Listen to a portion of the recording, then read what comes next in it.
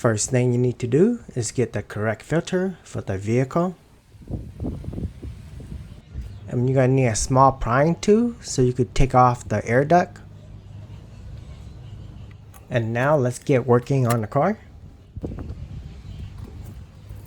The location of the filter is inside the engine compartment by the driver's side. But before I take off the filter, I'm going to go ahead and take off the intake duct.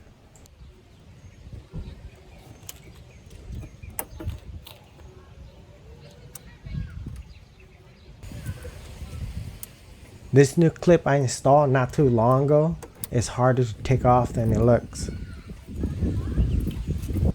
And off goes the intake duct. These two clips need to be undone. And now you should have just enough room to pull and wiggle out the old filter.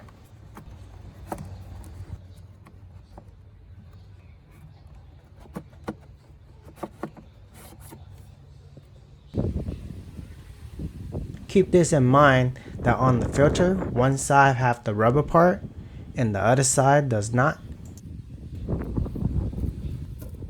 And when installing the filter, the rubber side should be facing toward the driver's seat.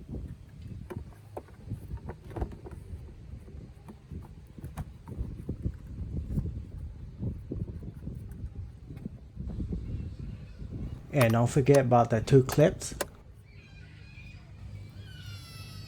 And now I'm going to install the intake duct.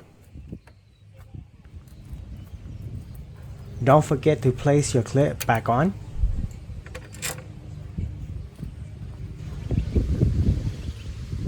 We're pretty much done now.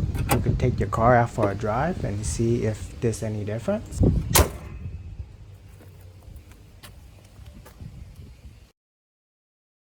Click the like button if you found this video useful. Subscribe for a future update. And again, thanks for watching.